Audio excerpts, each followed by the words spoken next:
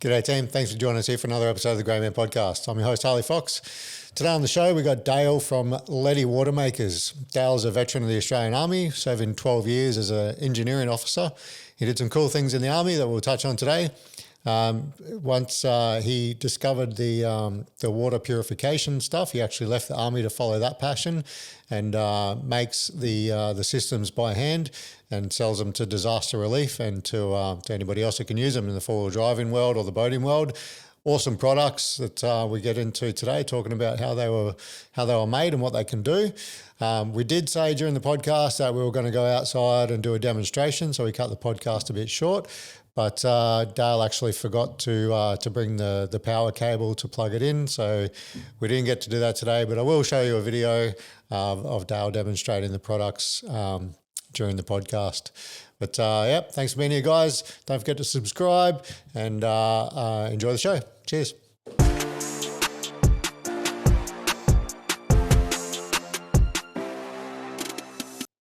Dael, welcome, mate. Thanks for having me. No worries. Thanks for coming.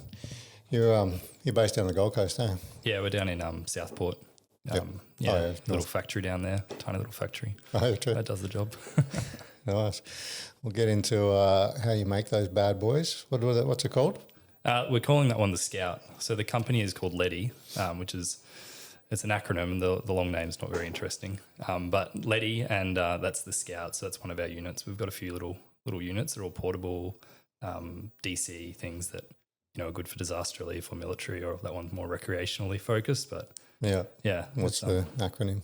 The Liddicoat Engineering Design Innovation. So we never want to say that out loud. What's the L? Liddicoat? Liddicoat, that's my last name. Oh. Yeah. Not excited. So it's Ledi. Nice. Yeah. Cool, man. So, we'll dig into that and how good it is, and we can we'll put one to work and insert the video so people can see it in action. Nice. Yeah, I'm excited to see it go because it's a fucking cool concept. Cool, man. Where'd you grow up?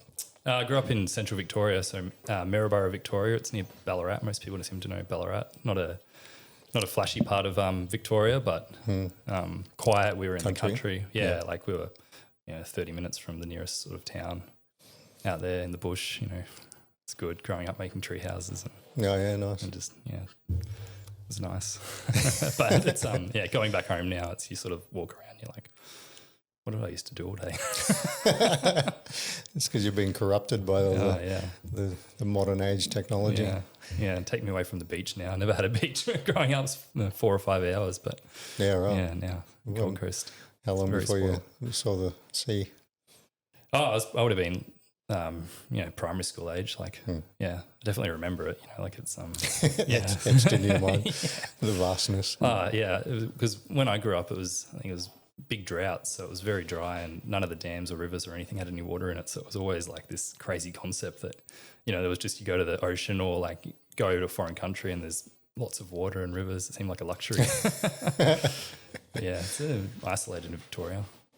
It was a bit of fun though growing up, rough and tumble out in the bush. Oh yeah. I did lots of stuff. I think when I was in high school, my greatest achievement, which I don't talk about much now, was I was like a tractor pull champion with my granddad. We had these old beaten up tractors that we go and like tow these plows in these like really sort of hillbilly competitions when you think about it now. But it was good. How many like 14-year-olds are driving a tractor in a competition? Nice. What sort of childhood influences did you have? Mum and dad, siblings? Yeah, mum and dad, they're both nurses. They were like very hard workers. Sorry. You good? I feel like I can hear some scratching. You hear that noise? Is it that? I don't know. I'll move over a little bit so I don't kick that by accident again. You probably can't hear it in the mics. It's all good. Mum and dad, they're hard workers. They were both nurses. My granddad had a local car repair place and a bit of a farm, so I spent a lot of time with him. Just basically my childhood was like hard manual labour, free slave labour, but it was good. It was enjoyable, and it's like I think I realised when I started working, like how valuable it is to actually like get your hands dirty as a kid and like do proper hard work. And yeah, for sure. get It instills around those values of hard work and what it takes to get a job done. Yeah. It was invaluable. And I remember we didn't have internet until I was probably in high school, and it was then dial-up internet. So I didn't have any of the sort of distractions of gaming or like, browsing the internet or any of that sort of stuff. So it was, you had to really find some sort of different things to keep you occupied. How old are you? I'm 32. Okay, so it's just because you're out in the bush. Not Not because that's how old you are. Yeah, no, everyone else in the world had internet. So they're fucking hell, you look good for your age. Yeah, no. So I didn't have internet till I was in high school either, but that's just when it arrived. No, it was just I think I remember everyone at school in the town had like mobile phones, so I went and bought a mobile phone, but we had no phone reception, so I just had this mobile phone that I couldn't use just to fit in. Played some Snake. Yeah. Nice. And you have some jobs after helping out in the mechanic shop?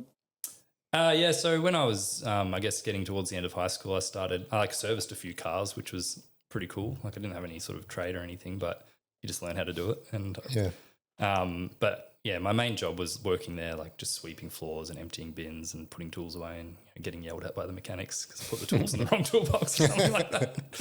And then I went straight from that to uni or ADFA. Oh, true. Yeah, straight out. Yeah. What sparked that little idea? I don't know. I remember really thinking about that on one of the SSTs at RMC. I was like, in the dirt, and I'm just like, how did I how did I end up here? Yeah, I think if I really think back, I think I actually went to recruiting to join the Air Force, and then somehow ended up in the Army. But I think I always wanted to be an engineer. I think when I was a little kid, I wanted to be an inventor, and that's not a real job. And I think engineer was just sort of came out of that. And I was always pretty good at maths and science and things. And I guess I just got collected by a recruiter at some point at some sort of town show or something. And because I didn't know anyone in the Army, like when I was a kid. Oh, you never had any family history or anything? No, just, I don't know. Sort of be a good career move. I don't know what I thought, but it was in hindsight. So you went engineer. You did engineering at ADFA? Yeah, I was aeronautical engineering. Yeah, right. Yeah, so I went through, did that at ADFA and then RMC and then off to Townsville 5AV up there for a few years. Yeah. Sweet. What was ADFA like? Or not ADFA, RMC? RMC. I guess the further away from RMC I get, the more I like it. Like in terms of time. Like I think if you asked me about the year I left, I'd be like, God, that was traumatic because it was I think the stress of it was what made it hard. I think actually physically it probably wasn't as hard as I like conceived it to be at the time. But I remember I had 3 years of sort of dreading it because, you go to ADFA and then for 3 years all the Army blokes are telling you how like tough it's going to be and you're going to get backclassed and kicked out and, but then you get there and it's just, it's Army training. It was good. It was better than the SSTs, make good friendships, good bonds and good memories. And even now, like some of the, like even just the basic stories that everyone tells, like Shaggy Ridge and stuff, it's like you talk about that to civilians and it's like, actually, that's a pretty cool thing that I did, It's like, even just in terms of training, like the stuff people would pay for now to do for fun. But Spartan races and people even do those like special forces selection things when they're not like just the civilian ones. But it was a good year. It's harder than people think it is though, right? Like everyone pays off officers no, it was full on. Like it was, and it's so long. Like the direct entry guys do 18 months, but 12 months is like a long time to be on all the time, especially as like a young person, 20, 21 or whatever is some people there at 18 and you've just come from high school and having everything you want in the world and there's no stress. And then all of a sudden you've got this, you might get backclassed, you might not be where you're going to be next year. I think it's funny in retrospect because all the money that Defence had put into the engineering degree, but we were all going through with this sort of thought that shit, maybe we won't get to be an engineer because maybe we're going to get put into a different corps. GSA. Yeah, and do something else. And so you always like got this little stress looming over. It's like, geez, I wanted to be an engineer when I grew up. And now like the Army's telling me that I'm going to be a hospitality officer. One battle block and I might be in like completely different jobs.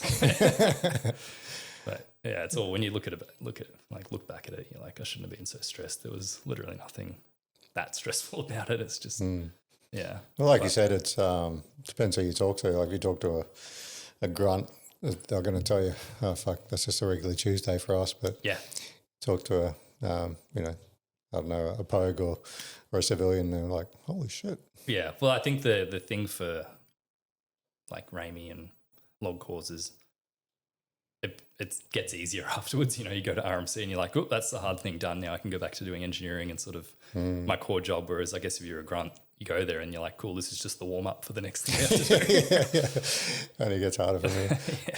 Yeah.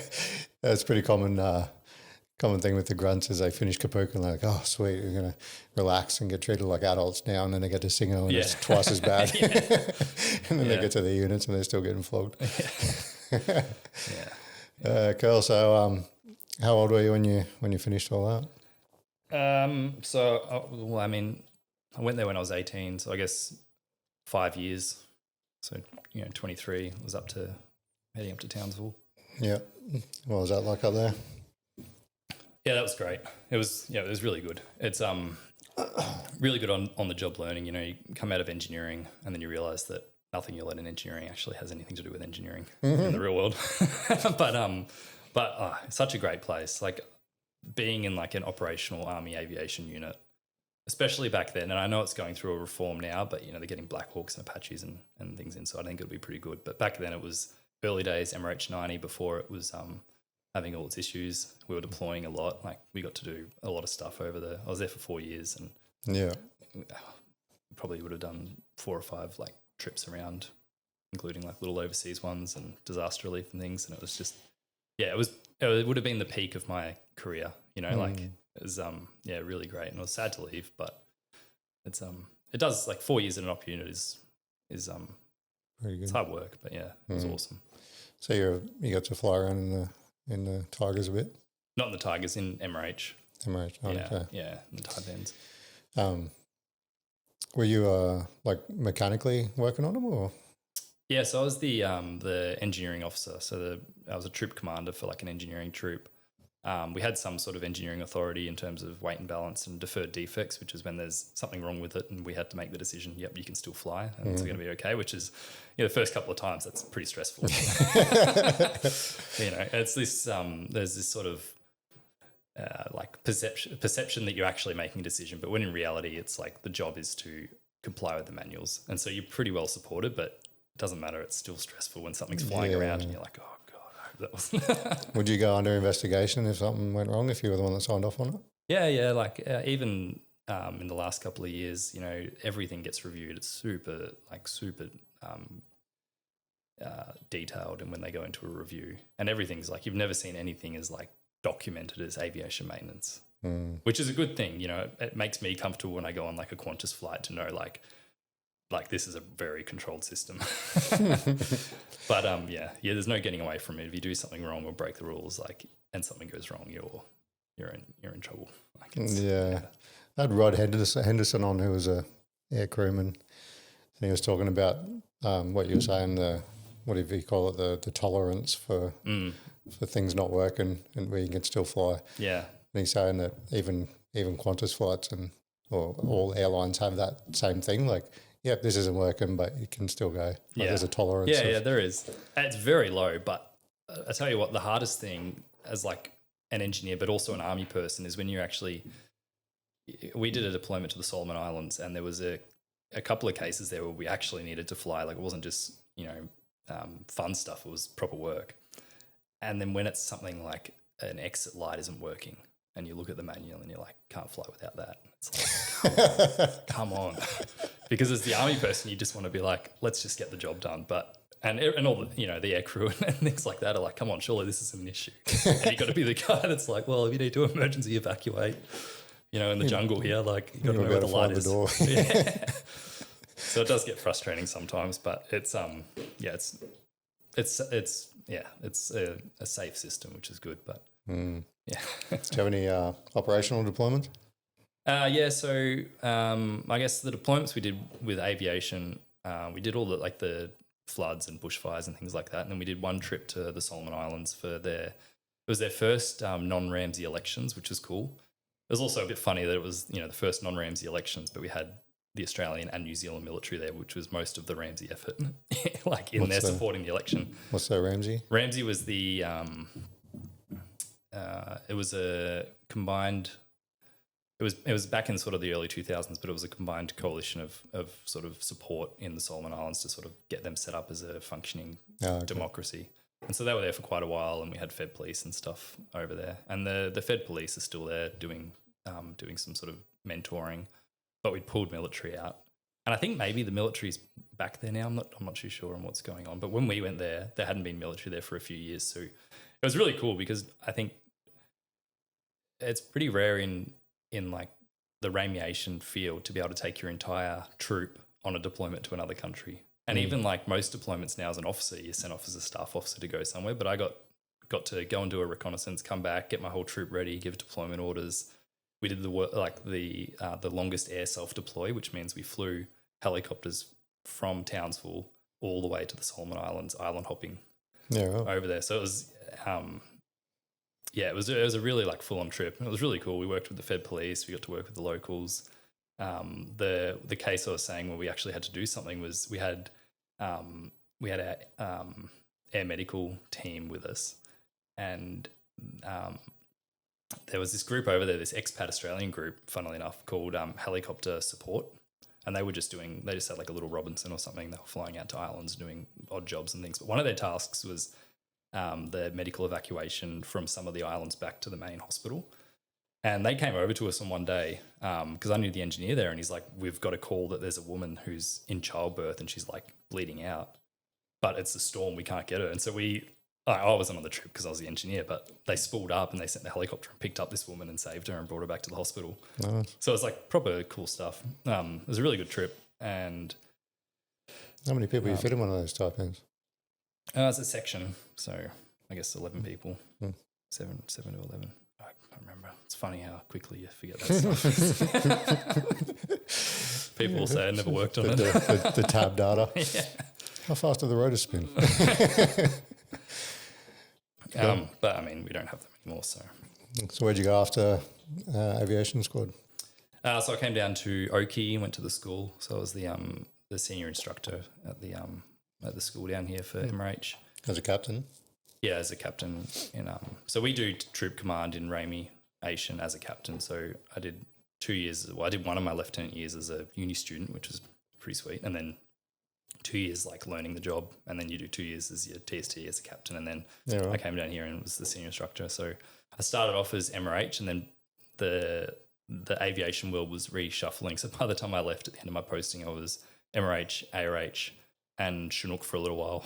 I was doing everything, but I got lucky on that time because in my second year I deployed to South Sudan with Op Aslan with the UN. So that was really cool. Not an aviation job, but like it was. What did you do over there? So I was I was working in the personnel and logistics like cell for the Juba sector, which was like the capital city sector area there. What were we doing over there? Oh, we had staff officers over there. It's a UN effort, so basically most of the UN countries send a group over there. So we had staff officers working in headquarters, I guess basically helping to run the mission, and then we had the COMASC, so the commander of the mission, was the lead of the observers, but we didn't have any other deployed Aussies as observers over there. It's quite high risk in that sort of observer position. There's a lot of sort of stray bullets and things flying around. It's a hard place, South Sudan. Like you don't hear much about it, but it's not doing super well. I was there. Yeah, they do seem pretty rough. Yeah, but massive mission, and like pretty much every country's there. You know, we had in the Juba sector, because one of my jobs was to go out and work with all of the contingent countries, and I can't remember how many we had. It was like 14 contingents or maybe 13 contingents, I think, for the sector. And in that we had, Nepalese, Ethiopians, Rwandans, Chinese. We had the Chinese infantry battalion. Really interesting to work with the Chinese infantry battalion as like a semi-subordinate to the headquarters position. Like so we were privy to all their training activities and everything like that, which was really sort of interesting to see. Yeah, right. That wouldn't happen anymore, would it? Well, I don't know what the state of things is over there, but yeah, they're extremely professional. Like if we'd have to do audits on their base, and if we didn't give them full marks, they would be up at my desk every day. Like, okay, we fix this thing now. Redo the report. Fix this thing. Like, it was crazy. Like, they really wanted the full points. They'll get whipped if they're missing a point. But yeah, some of the groups are funny. Like the Ethiopian group over there. It was interesting to see because they were in the middle of their civil war. So a lot of them were actually seeking refugee status in South Sudan, so they wouldn't have to go back to Ethiopia. And that's like, when that happens, things aren't good. But there was like a manual of the rules that they had to follow over there. So, and they had to follow the rules to get paid by the UN, basically. So it's like we do an audit, the audit goes through. If they pass, then they get, like, as far as I understood, they get the next rounding of funding. And one of it was like, obviously a lot of food safety because they can't have disease running rampant through these bases. And so they were, as you'd imagine, on a military base, you're not allowed to keep livestock. But I think it was the Ethiopian group. We did this audit and they had like goats in their pen and pet dogs and stuff. And we're like, what are these? And they're like, oh, they just wandered in here. As we're having goat for lunch. Don't know where it came from. Yeah. But we had the really cool group over there that really liked working with was the Nepalese High Readiness Company. Oh yeah. So they were, I think most of the guys there were they were Ranger qualified from the States, and I think there was a few like ex-Gurkhas that had come back home that had joined the contingent as well, and they were awesome. Like Nepalese are weapons, eh? Yeah, they were, and they were stationed on a base separate to the main base, so. Basically, I think it was 2011 or 2013, there was a spool up in a civil war or something, and they started, I think a bunch of, because people were staying all around the city in hotels and stuff then, UN people, and I think when it happened, the government came and started sort of arresting people, and I think some people died, and they started shelling the base and things like that. So anyway, they established this high readiness company that just was on their own little base in the middle of nowhere, ready to come and rescue people if stuff happened. Yeah. Right. And they knew where every diplomat was in the city. They'd rehearsed it. They were rehearsing it every day. I don't think these diplomats knew that there was a company of people ready to come and rescue them. They were they knew exactly how to get to someone, how long it would take. And they were just every day, really, really impressive people. Very professional outfit. Yeah. Nice. How long were you over there for? It was pretty much 8 months in the end. It was a 6-month deployment, but it was during COVID, so things kept getting delayed and stuff like that. So it was about 8 months in the end. And I think they've pushed it now to a 12-month trip, which wouldn't be a bad thing. It was a great time over there. Something really good about, just even being on a local deployment for emergency management or something, just having a job and being able to do it away from the paperwork and, the routine. You're just in it, which is great. Yeah, nice. How long did you end up doing in defence? I mean, 12 years, 13 years. So I did that posting, and then my final full-time posting was in down here in Brizzy at the SPO. So I was working at the MRH project, and then when that closed down, I moved into the ARH project, and that closed down. And that was enough for me, I think. Sick of changing. Yeah. Yeah, right. You get a lot of stories from diggers and stuff about shenanigans and doing dumb shit. Was there any? Do you have much of that in the officer sort of world? Obviously, they hide it from the diggers if they do, but yeah, not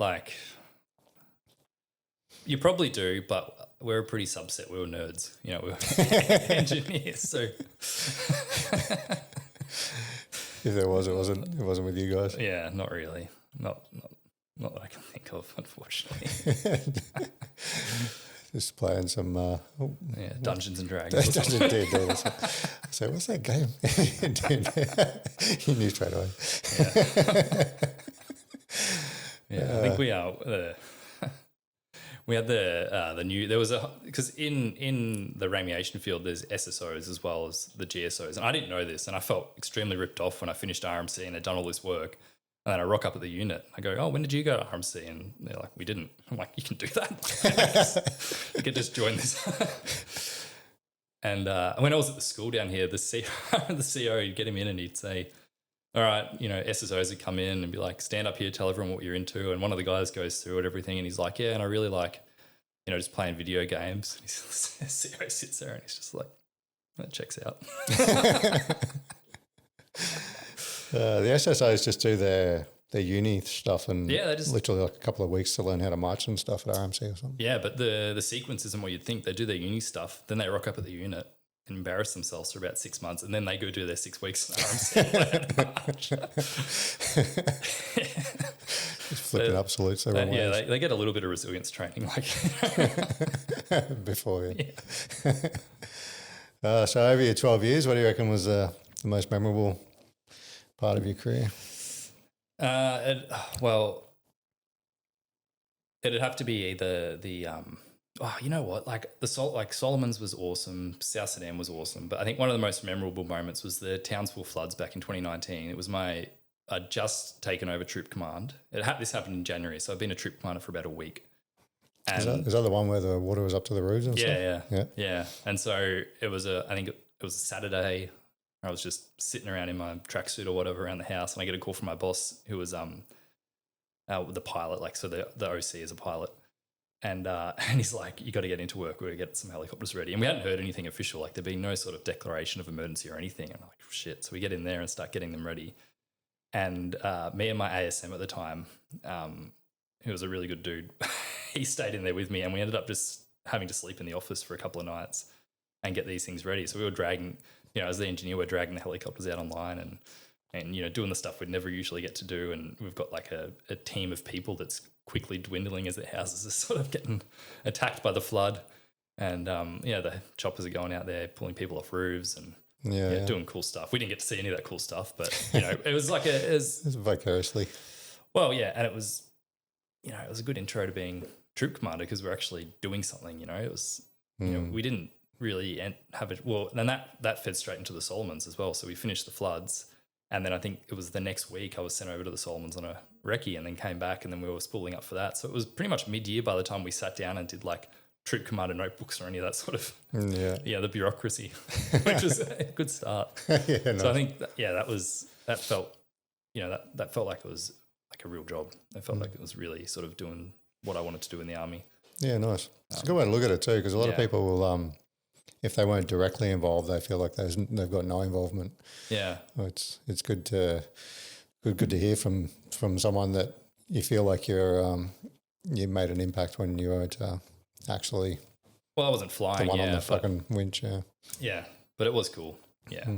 But those guys that were going out there, especially the air crewmen, like having to actually be on the winch, like that's hard. That's hardcore in the flood like that, and I think that was a similar case of what I was saying before, where there's the rules of what you can and can't do. But I think there was actually quite a lot of work done in that short period of time to get authority to actually be able to pull people off houses and things, because the army system's not set up to go and rescue someone off their house, but people want to help, and it was good. That comes to saving lives, though. Yeah, make some changes. Yeah. And like similar to that, the bushfires that was the end of that year. That was a busy year. So we had the floods at the start. Yeah, December 2019. Yeah. When the world was drowning and burning in the same year. Yeah. So we had that's true. We had the floods at the start of the year, and then the bushfires at the end of the year. And then COVID. And I remember we're at the bushfires. There's ash raining from the clouds, like in Richmond, and we're seeing COVID on the TV. And I remember the poor int digger that we had that was giving us the news back briefs every day. And I was like, you're just a bloody conspiracy theorist. Shut up. Like, this is bad. Like, we don't need any more bad news. Shut the hell up. And he's like, no, there's this disease going around. I'm like, no, it's not. I don't want to hear about it. And then like a month later, I'm like, oh, shit. We're in lockdown. Yeah. Do I apologise to him or just pretend? Never apologise. No. It's just credo. That was a busy trip too. We lost a helicopter in that trip. And the bushfires. Down in Canberra, yeah. Caught fire, and they managed to fly it out of there and get it to the airport. But yeah, that was our first MRH to get put in the ground. That one. Yeah, right. Did you end up manning a hotel for COVID? No, I didn't. I'm actually lucky to be in Townsville for COVID. It almost didn't exist, you know. Oh, really? Yeah. Well, when I was there. So I don't think there was any cases of COVID in Queensland until after I left for Africa. Oh. So we were just cruising, and I had to get a test before I went, and then I flew out, and then I think they opened the borders, and it all sort of fell apart here. And then by the time I came home, it was over. So I had a good time in COVID. But there wasn't any COVID over there? Oh yeah, but it's the least of their worries. You know, like they had the rules you had to follow, but when you get to the airport in South Sudan, they're worried about Ebola. You know, they're worried about proper diseases that actually COVID, you know, a lot of people died from COVID, but people die really quickly from something like Ebola. Yeah, right. So it's, I remember we got off the plane and there was a bunch of guys in sperm suits spraying us down with like isopropyl alcohol or something. I don't even know. You didn't want to ask what it was. Yeah. Didn't want to ask. Yeah. Why is my skin on fire? Cool, man. And that was the most memorable time. So yeah, fully involved in all the disaster relief. What do you think? What part of your career had the most impact on who you are? I think definitely like troop command. You know, like there's a lot that's outside of just the day-to-day in troop command that makes you really sort of get introspective and like think about what you're doing. And I think the thing that people don't plan for is, even though, you know, we learn about it at the college, is like the personal stuff, like how much of a lens you get on what's going on in people's lives. And we had, the time I was there, like there's some people had some absolutely like horrific stuff happen to them that you're having to deal with. Like we had, you know, one of the guys whose sister got cancer, and then another guy's wife got cancer, and then, you know, there was people struggling with like alcoholism, and there was just like, it was full on. And, you know, I was young, and I'm like, I'm not equipped to deal with this. You know, I think I'm a good listener, and so it's part of the thing that you can do is just listen, which is easy. But then you've got to walk away, and you're sort of shaken up, and you're like, God, am I going to get cancer now? Like, it seems, you know, it's like you learn by fire really quick, and I think that's where like it's, if people can, and I think a lot of people need a push to really sort of start working on, like, you know, because most people probably don't read self-help books and things like that you can learn from, because until you need it, you don't think you need it. And people are happy to say, I don't need help. But it's good, I think, at some stage in your life, and it's better if it's not a problem with you, but you see a problem that's worth like going, okay, I need to figure out how to like be supportive and process these things and things like that. And so like, in my last year of troop command, I was reading quite a lot, and, you know, actually taking a lot of time just to be like, okay, I got to, you know, think soft skills and think about these things. And and, you know, I think if I wasn't in the army and I was just an engineer, probably would never have occurred to me that I need to actually be work on my EQ, you know, and focus on interpersonal and skills and that sort of stuff. Yeah, it's a huge part of the job. I worked as a rehab consultant for a couple of years. You know what they are? Yeah. So obviously we have three stakeholders: the member themselves, the medical system, and then the chain of command. And obviously during individual welfare boards and unit welfare boards, you're seeing everybody come in, and individual ones especially. And I've never, obviously there are good and bad in everything, but I never came across a bad officer, to be fair. Like, everybody that I worked with really cared about their members, and was really compassionate and empathetic, and did everything they could to help them in the situations they were in. But there are so many of those things: the alcohol and mental health and family breakdowns, and it's pretty full on. I think I think the army recruiting and training system is pretty good at weeding out people that lack empathy. And I think, like, if someone does think someone's a bad officer, it's more likely than not, and there are cases, there would be bad officers out there, but everyone's human. And so I think people process things in different ways. And I think if someone's not giving you if you've got an issue and you're not getting the sort of feedback you want, it's more likely than not, they don't know how to communicate correctly. They haven't got the skills. They haven't like processed it properly because it's a lot. And the thing is, if you have a problem, everyone's problem is the most important problem in the world. Everyone, and that's something that occurred to me. I was like, you've got to treat every little problem, because you get a really good perspective when you're a troop commander, because you have such a broad range, and you're like, okay, you realize everyone's got a problem. And to that person, even though to me, the problem spectrum ranges massively, and I know that this problem is not as big as this other Digger problem. Jones has got way more of a problem than you got. Suck it up. But you've got to treat everyone's problem as the most important problem in the world. And that's challenging, Yeah, especially if it's something that you think is nothing. Yeah. And my first year, I was going through like a breakup at the same time. So I was like, what about my problems? But, it's a good way to process it when you're dealing with much bigger problems than your own problems, Yeah, for sure. I was actually going to use that as an example.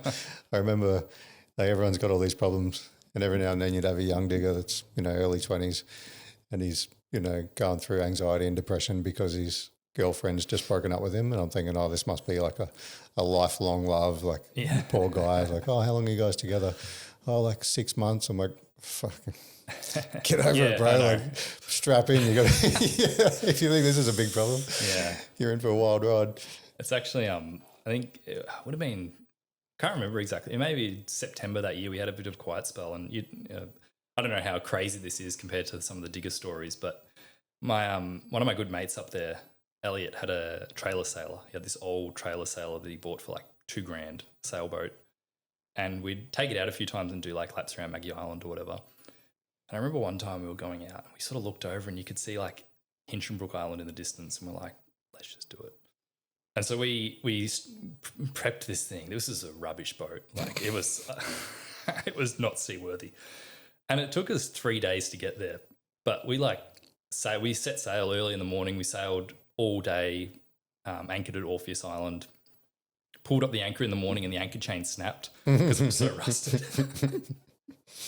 So now you got no anchor anymore. And the motor on this thing was rubbish. The main sail tore. So we'd like jerry-rigged this sail up. And we got across to Hinchinbrook Island. And we had to tie up in Zoe Creek, which we didn't realise. It was quite deep when we got in there, but we didn't realise how big the tide shift was. So we woke up in the middle of the night. We were basically tied up to the crocodile warning sign on this Zoe Creek. Woke up in the middle of the night and the boat's on like a 45-degree angle, completely out of the water. So we're in there like trying to push this boat back into the water right next to these mangroves at 2 a.m. Crocodiles. That's one of those moments that I lie in bed and still, and I'm like, God, I wonder if there was just a croc watching me, too lazy to come and do anything. We got out of there and we went into, we had to go get a new anchor. So we pulled into, I think it was Lucinda or whatever that town is up there. And we had someone bring up a new anchor that they'd bought from like Road Tech Marine or something that we'd installed, and we were happy with the sail. We'd like got I think we'd put the jib up as the main sail and put like the Genoa or something, a big sail up as the front sail. I don't know what we'd done in the end, but we made it back over to Orpheus, and then we'd gone into the pub there, Lucinda, before we got over to Orpheus, got to Orpheus and anchored the night, and then pulled up in the morning and we started sailing again, and it was so choppy we just went, screw it. Went back into Lucinda, went back into the pub, and the lady in the pub was like, were you guys just here? And we're like, yep. And then got it on the trailer and went home. But I think my boss thought something was genuinely wrong with me when I said I'm going to sail this like hunk of shit. He's like, finally he's cracked. Guess we're not seeing him again. So what sparked the decision to fucking leave? Let's pull this a bit closer to you. Oh, sorry. To your face. Yeah. Just manhandle it. You don't have to be gentle. Yeah. I guess it was sort of like, it wasn't something I was planning in advance. I did really love my career in the army.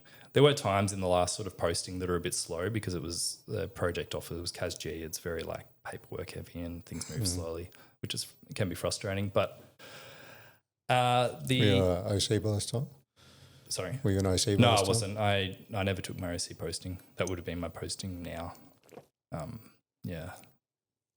Well, that was a hard decision. So basically, I had a crossroads where I did have a posting order to go back up to Townsville and fill an OC position, which had always been my goal because I always wanted to be the OC at 5 Aviation. And so it was a really hard crossroad because at the same time I had the Ledi business, which had sort of been working on in the garage in the background. And I'd, made some sales and things were moving and I had some orders lined up for the next year. And I had to just basically the decision I made was I don't want to be an OC if I'm doing stuff on the side. I don't want to be doing this job as a half-assed job, basically. And I had long service leave by this time. And so, the hardest thing was turning down OC. If I didn't have an OC posting, it would have been a no-brainer. I would have been yep, cool, take my long service leave and do this. But it was a proper decision to turn that down. And you didn't think about doing the 2 or 3 year posting and then... the business wouldn't have been around by then. That's the thing. Okay. I had customers lined up. It was growing. The word was getting out there. And I guess the thing was this was before I was selling stuff to consumers. I was exclusively selling to disaster relief groups, and city councils and people that actually needed this stuff. And I would do all the training. And these groups are in New Zealand. So I'd go over there and meet with these small communities that had fundraised for the equipment, that were preparing it for the next sort of disaster where they lose their water. Right. So it actually felt good. It was I'm still doing the sort of work that I enjoyed doing the most in the army. Yeah. So was it just a voluntary Sorry? Just a voluntary separation then? Yeah, it was. Yeah. Hand your papers in? Yeah. So how did you, we'll get into the nitty gritty. Was there any sort of transition difficulty or you sort of decided what you wanted to do and you're pretty happy with it, or was there still that loss of identity that most people feel? Oh, yeah, definitely. Yeah. And luckily you got lots of mates and stuff that are, in the same boat. But I don't know, I still have days where I'm maybe I'd consider going back. It's hard. I think when I was leaving, part of me was I'll go get this business set up and, then maybe I'll go back. And then you quickly realize how much work is in a business. And I think the main thing for me is I want to be having an impact. So if I'm having an impact with the business, then I don't really feel the need to go back at the moment. But I think, it's a big change going from being around people in a very human-focused job every single day to then starting a business where you're by yourself and the only people you interact with are customers, which, I love my customers, but it's a different, not the same. Yeah. So it's just a one-man show? Yeah, at the moment. I've had some people help me out along the way, but it's predominantly one-man show. So when did you get out of the green? Last year was my first full year. Okay. Yeah. So when did you start doing the Ledi stuff? So it started really slowly to begin with. So when I came back from, it was the water filtration was something I haven't been able to escape basically since I was in Townsville. Because the first thing I ever sort of took interest in when I was up there was we had this issue with technical water for the helicopters. They needed this deionized water to clean the engines. And so when we'd do a deployment, we were shipping tons of this stuff around wherever we'd go, which is expensive. If you're putting 1,000 kilos of water on a C-17 to go overseas, it's a lot of money. And so I did some work early on in what other options can we have to prepare this water. And so we did some stuff then. It was very basic. It was basically like a under sink water filter in a box. And we realized that was sufficient to produce the water and we got it all approved. And then, it wasn't really a invention there or any sense, but it was definitely sparked my interest. And I think the work we did got a write-up in some magazines. Some Engineers Australia did an article on innovation and there was some stuff there. Anyway, the end of 2019, I went to India by myself, found myself in India, I guess. Some soul searching, some gurus. And you just see this water issue over there everywhere. And, I came back and when I went to Africa, it was the same thing. It's just this water issue. And so I was always thinking about it. And in Africa, it was interesting because a lot of the contingents had their own water treatment plants, big systems similar to what the Army's currently got. And you're that's really interesting to look at. We're drinking water out of the Nile or the White Nile or whatever it was, and we're fine. And it's it's just a cool thing, but it should be more accessible. And so when I came back to Australia, I had this LinkedIn message, and I had a few messages over the years from people that read the article that were like somewhat interested. But I had this message from this guy in New Zealand, Ben Green, who was an ex artillery major years ago, like really proactive, smart guy. That he'd become the emergency manager for a small town over there, Gisborne, on the North Island, that had really copped it with Cyclone Gabriel and had really like messed them up, and they'd lost their water supply, and he'd done some work into it and realised that their main water pipeline that comes from, I think it comes from Wellington, runs over the Alpine Fault, which is a super high risk of earthquake. Their secondary water treatment plant is in a tsunami zone, and they're at a massive risk of a tsunami if there's the other fault line that's off the coast of New Zealand goes. I think it's like a massive, it's like a 20% risk of it happening in the next 50 years or something. Like, it's I can't remember what the actual stats are, but it's a real risk. Mm-hmm. And so he's like, we need to sort out water. And so as a small city council, their budget's limited, and he's looking around and he's, the systems that I think he got quotes on were, hundreds of thousands of dollars for these sort of plant, as you'd imagine, like the army systems would cost. Mm. And so he hit me up and said, hey, did you ever do any more work in this? And I was like, yeah, like I didn't really, but, I'd been thinking about it. And so probably over the course of a year, I sort of got to understand, to put my engineering hat on and actually started thinking about the problem and did a lot of research and realised, well, there's actually a bit of a gap in this market here, and it could be an opportunity to produce something that people can actually afford, because there's no reason these systems need to be as expensive as they are. It's purely just an artificial price tag that people put on because they go, people need it. If you need it, it can be expensive and everyone has to pay for it. So yeah, we worked together, and this was all while I was still in defence. So it was after hours stuff. And I took a unit over to him and we did a demo day, which was very stressful because we were set up on this river that had just had the sewer scours opened. It was salt water. So we're treating this water source, and these locals are just coming down and they're just like grabbing this hose and drinking the water out of it. And I'm like, so I'm over there with my partner, Brielle. And I'm like, you've got a weak stomach, drink some water so we can find out if we're going to be sick tomorrow. So we're both drinking the water and we're like, surely we'll be okay. We came back and got all the testing done, and, it was like the water was good, but this was so early on. This was a prototype and people are just like, yeah, it looks good enough to me. And anyway, that went well. They liked it. And so we got our first order of 6 units. How'd you make the first one? Just in my shed from bits of stuff that I bought on the internet. Basically, it was pretty rough. It was a so real you came proof up of with concept. The whole design and all the design's mine. Yeah, so it's loosely based on like a marine water maker, which is closer to what the Scout is, but it's combining some other things that you see in more traditional water treatment stuff for fresh water, like UV sterilizers and pre-filtration, and the main sort of, I guess the main addition I've made is making it portable. Yeah. So it's portable, it's plug and play. You could just turn it on and it starts making water. Have you patented it? Oh, there's design rights and trademarks and things like that in there. The Colonel's 11 herbs and spices. You never give away your secret. A few things in there. I mean, the thing is, there's like, and this is I try and get this across to people, and maybe I shouldn't. I should just own it. But like, there's nothing in there that's that special. And I don't know if I'm just saying that as like the creator of it. Obviously I'm proud of it, and it fills that gap, and people will be able to get water out of, like, when they need it. It produces very, very clean water, better than town water comes out of that from like any source. But you did it, and then you thought, bloody, why hasn't this been done before? Because it was so easy. Yeah, well, pretty much. And like, there are systems out there that if you had the knowledge I have, you could buy a couple of systems off the shelf and plug them together and get as good water out of this. But I guess that's just the evolution of sort of design, is that the difference is that it's just portable, really. Like, it's portable and easy to use. And it's got enough redundancy in there that if something does fail in the system, basically what I say is, if it tastes like salt, not to drink it. And if it doesn't, gone wrong. Yeah, and if it doesn't taste like salt, then you're good, basically. So it's like, it's a pretty clear indicator of the system's not working. So it tastes like fresh filtered water. Yeah. Nice. And how do you go through production now that you're bigger scale? Oh, it's still all in-house. So I outsource the stuff I can outsource. Our pumps come from the States.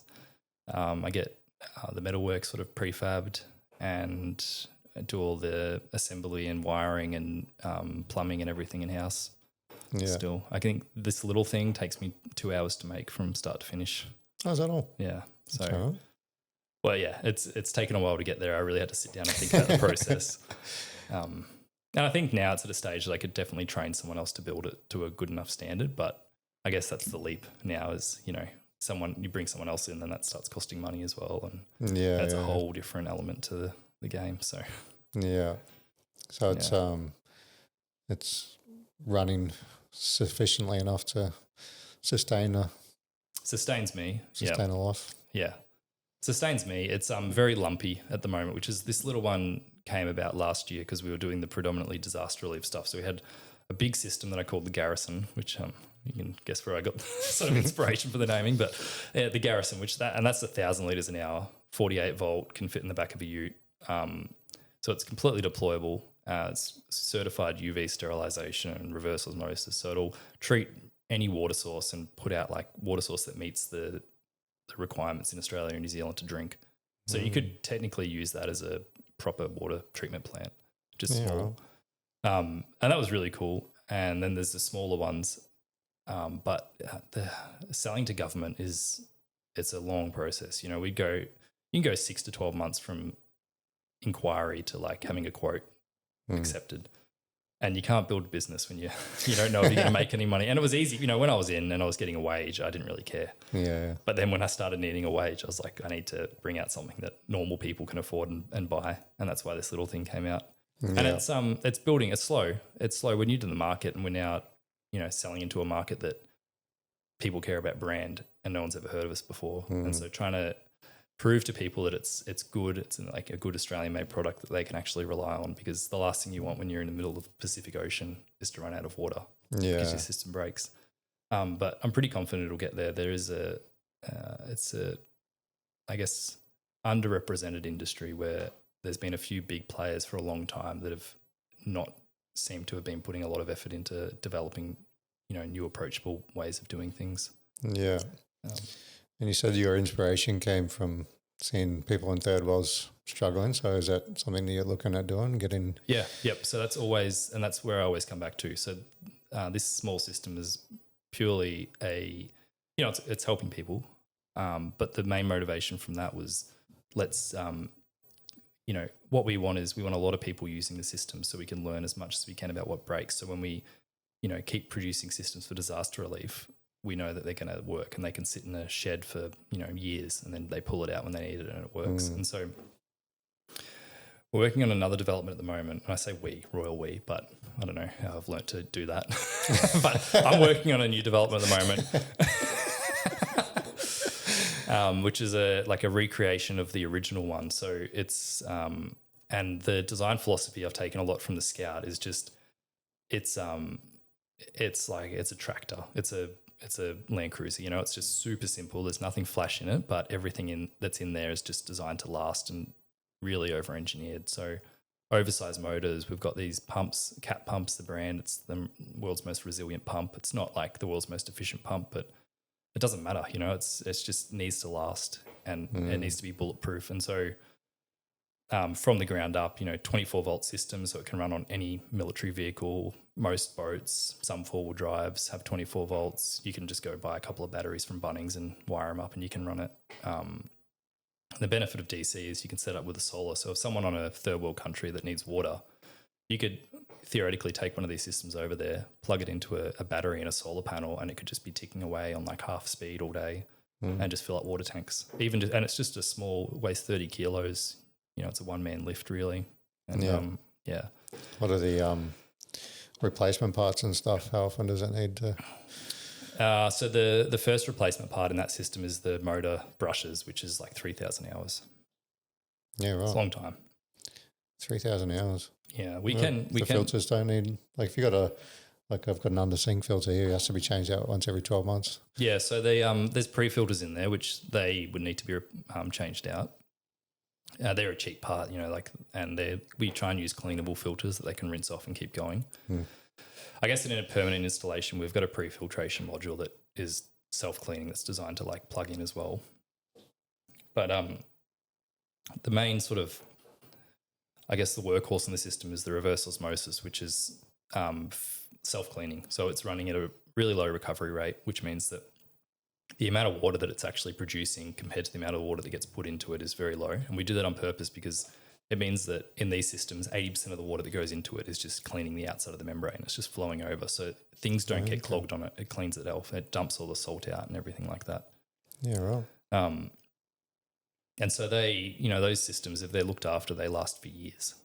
Some people, anecdotally, you see people that have had them for 7 years and they're running them all the time. It doesn't clog up. It just gets old. And that's the thing. Yeah, right. Thought about going on Shark Tank? No. I hate it. Yeah. Have you got any partnerships or anything thus far? We're working on a few with some groups. It's takes me a long time because it's the one thing that I have like no background in. The engineering stuff, I know how to work through the problem, and I'm trying to learn sales and marketing and all that sort of stuff. But when it comes to partnerships, we're trying to learn sales. Yeah, we're trying to. Yeah, me and my sales manager, who's also my receptionist and my manufacturing guy, office cleaner. Yeah, it feels a bit like that. Yeah, we had our office Christmas party in the last year. Yeah. One of my mates put up a photo at Christmas time of himself in his shed drinking a beer by himself, saying the office Christmas parties are like I replied with like a laughing emoji. Like, thanks for your support, mate. I get to take my dog to work, which is good. So I spend a lot of time talking to her, which is, I don't know if that's a bad sign. I'm not sure. But yeah, in terms of partnerships, like there's obviously a good fit into a lot of sort of brands that are out there. So it's trying to set them up. A few conversations lined up, but we'll see how they go. Yeah, and where they end up. Try and get it into the 4-wheel driving world and stuff like that. Yeah, like 4-wheel drive 24/7. They're a big channel. I don't know if you've seen them. They'd be great to get something with those guys. But yeah, we'll see how that goes. So I've reached out to them and we'll see if there's any interest. And there's a few like influencers out there that that have genuine needs for these things that will be good. It's good testing data too. Like I really want people that are going to use it. And that's the thing I've been missing in the disaster space is because it gets used when it needs to get used. Yeah. But we've got one of the customers that is really provides us a lot of feedback, which is really good. I think we did his 1,000-hour servicing the other day. He's had the unit for 4 months and he's running it for like 10 hours a day. And so it was really good, because we've got a unit back that I've got a unit back. That's, it's done 1,000 hours. It's done at least 1,000 hours, and it was still in really good nick. And that makes you sleep at night when you know that you've at least got 1,000 hours of sort of real world experience on a unit. Yeah, and that'll just keep building. So where did you find? You said doing the business, you felt confident enough to step away from a full-time job and do that. Where were you finding customers back then? Mainly referral leads through the disaster space.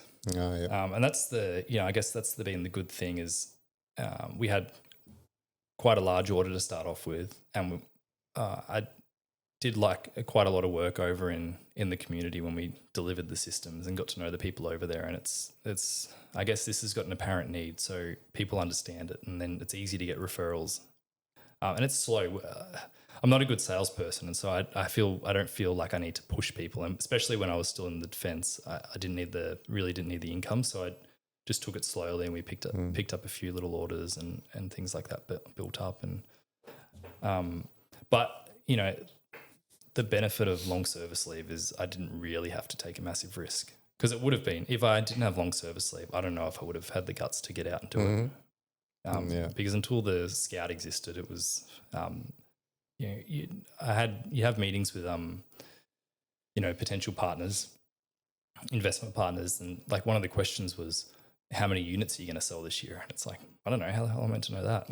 But apparently that's a thing you're meant to know. And now that I look at this, and this fits into a niche in an actual market that exists, you can do sort of some math and you can say, well, if basically I should sell this many units, and if I don't, it's me, it's not the product. Like I'm the problem. Which is a good feeling, to know that you're the problem, I guess. And your niche is the boating world? Yeah, at the moment. The thing that this unit does really well is that it's completely portable.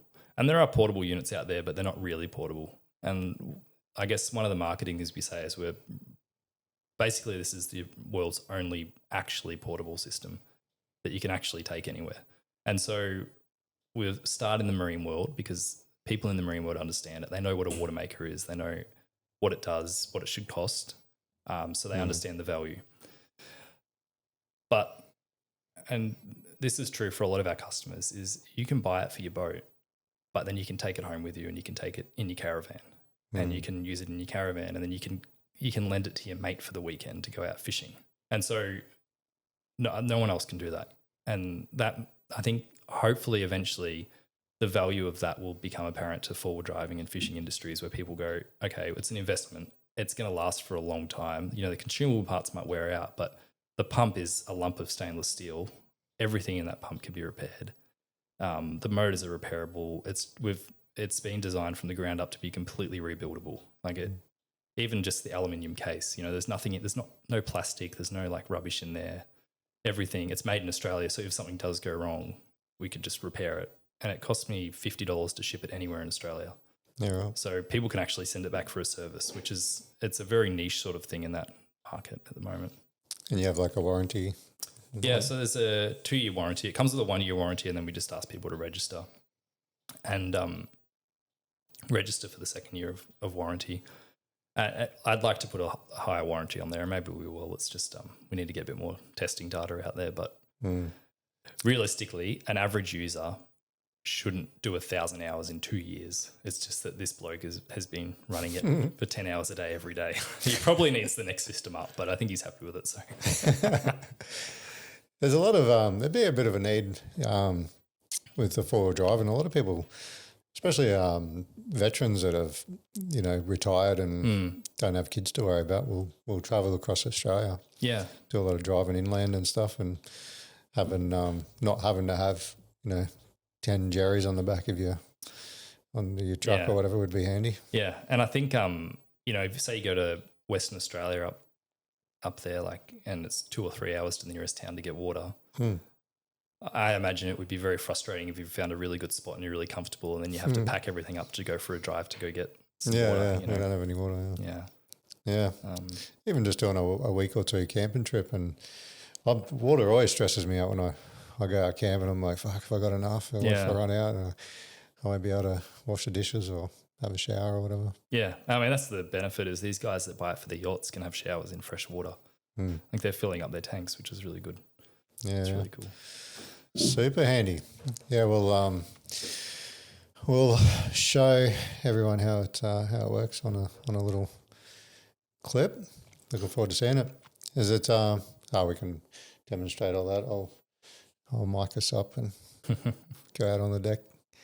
But cool, man. So over the next, what's the 2026 goal? Well, we want to sell a lot of these units. And so I guess the thing we need to do is find some resellers and distributors that are willing to take a risk on our company and put their name on it. And what about that out there. What about BCF and stuff like that? Yeah, I mean, those guys would be the end goal. I think I need to work my way up to them. I'm not even going to bother talking to them just yet, unless you know someone. But that's how they are. Yeah, it's yeah. You're an executive of BCF. Get him up. Yeah, it'd be great to get some stores involved that are willing to sort of help us out here and get the word out, because we are an Australian company. There's not many Australian manufacturing groups that are doing something like this, so I think it's a good thing. And as I said before, we're working on a new unit, which has been commissioned through a disaster relief group, but it's, as I said, all the design has been done about being sort of also usable in multiple sort of environments. And so it's taking the design philosophy from the Scout, so you can put it on a boat, you can fix it in the middle of the ocean, in the middle of nowhere if you have to, which you shouldn't have to. And so that'll be coming out very soon. It's prototyping is underway at the moment, and then planning to do a release of that around June. And that's 100 litres an hour. So that's a much bigger unit, 24 volt, 100 litres an hour. So I think that'll do quite well, hopefully. Is it kind of like phone technology, where it starts off huge and then you get smaller and smaller and smaller, and soon it'll be like a backpack size thing? Oh, I'd love to. Wouldn't it be cool to have something the size of a drink bottle? Yeah. We got those, what's it, life straw? Oh, life straw. You get yeah. Can't do seawater though. That's the life draw. No. Yeah, Seawater's hard. We need about 800 psi to get salt out of water. 800 psi. Yeah, they're high pressure systems. Jesus. Yeah, it's hard work. So that's what yours does. Yeah, 800 psi. It'll do 1,000, but yeah, we run it at 800. Yeah, right. But you're talking like that's a pressure washer. Yeah. It's it's trying to do that in a 12-volt box is hard. So when you're running it off a battery, how do you get is it like was it DC plug? Yeah, it's just an Anderson plug. So you can Anderson, yeah. So you can, if you throttle it down, it'll do about 16 amps, which is pretty much any car battery can produce that. If it's like at max bickies, you're looking at like 20 amps. But I mean, 20 amps is still less than the excess solar that most of our customers are getting off their solar panels on their boats. So it's and I think that's the thing that it wasn't the sort of plan, but we've realized is there's these ultra efficient systems out there. And I think one of our main competitors, their units are like $13,000 and they're really efficient. Like they're really, really efficient. They're really high tech, cool pieces of equipment. But do you need to spend $13,000 when your solar panel is making 20 amps anyway? And you've got free electricity now. How much is your unit? So the biggest one is 5,600 for the Garrison. No, no, for the biggest, the 20 litre per hour Scout. Oh, okay. Yeah, you got multiple sizes. There's a 10 litre per hour one as well. Okay. Yeah, it's a bit cheaper. It's we might phase out the 10 litre. It's not as sort of attractive as the 20s. Yeah, right. I think when you have 20, not enough of a price gap. Yeah, well, I mean we're running very low margins, so it's like I'd love to make the 10 significantly cheaper, but the only way to get a price gap is to make the 20 more expensive. Yeah. Every time someone buys the 10, I'm like, are you sure? And do you make them to order? Or do you have? Yeah, well, we'll build some stock. So I've got enough to make 30 units, which 30 is my hopefully eventually as a mature company, that's my monthly sort of turnover. But for now, 30 will take us a couple of months to clear that out. So You're doing all right. It's all right. It's slow. It's very unpredictable. Like I was running ads all last year, towards the end of last year, running ads, and you get lots of clicks and stuff and not many sales. And now I'm not running any ads. And I think on Friday last week, I had 2 phone calls. I didn't even know I had my phone number listed from 2 different people that both put an order in within the space of an hour. And I was like, I don't understand how this works. Yeah. Yeah, luck of the draw, I guess. Oh, I can't figure Right it out. person, right place, right time. Yeah, it's pretty tough with that niche sort of stuff, eh? Yeah. Especially if no one's heard about it before. Yeah. No, that's good, man. Good luck with it all. Yeah, thanks. I'll push it out there. I think it's a great idea. It'd be great to get it. I think I got sidetracked before, but it would be great to get it out into some NGOs and groups like that, because even the small one, 20 litres an hour you could buy a car battery anywhere in the world and set it up with a solar panel and 20 litres an hour. That's real water. That's 400 litres probably in an average running day if we give it a rest. It's a lot of water. Yeah. It's for a small family or something, or even just like a school. Yeah. So what are you going to do? Like Will Smith, go over there and just beg and plead with the other thing under your arm? No, hopefully someone approaches me and wants to sort of get it. Cool, man. Anything else you want to promote while you're here? We'll do our production video. Yeah, not really. It's I don't know. Cool. Where can people find you? So we're on ledi.com.au. You and your team. Me and my massive team. Where at? They all look like me, but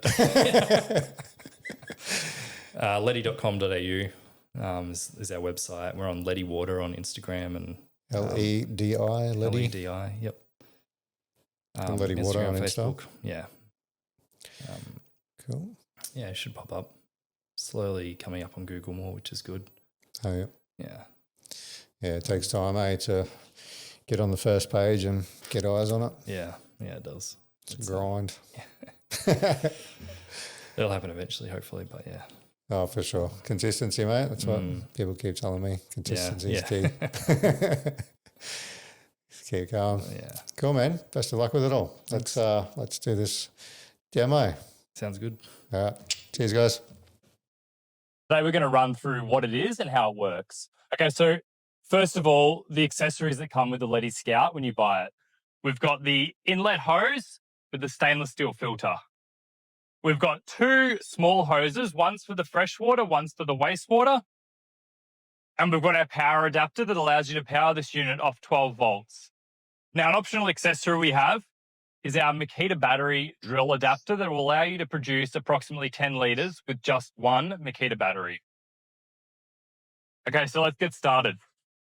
First thing we want to do is take our inlet water hose, and over here on the right, you plug this straight into the only fitting that it fits, which is the inlet fitting. Now this is what goes in the water. The next thing we need to do is take our wastewater hose. This will just go back in the water and put the wastewater or the brine back into the source. So you don't have to worry about that. The next step is our clean water hose. So we're going to plug this straight into the outlet that's labeled clean on the other side. We keep that as far away from the dirty water as possible. And then we're going to take our 12 volt line and we're going to plug this straight in here. Now, once this is set up, the next thing that we need to do is find a water source and turn it on, and that's it. That's fresh water.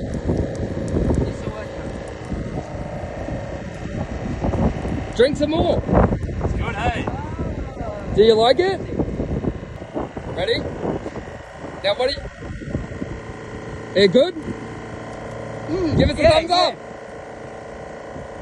Give us a thumbs up. Thumbs up. Yeah. The Grey Man Podcast is a veteran-run platform dedicated to sharing authentic experiences from current and former service members. These stories are shared to foster connection, understanding, and support within the veteran community. Episodes may contain raw, emotionally charged content that some listeners may find distressing. Listener discretion is advised. The views and opinions expressed by guests are their own and do not necessarily reflect those of the Grey Man Podcast, its host, or affiliated partners. The Grey Man Podcast assumes no liability for any statements, opinions, or representations made by guests during interviews or discussions.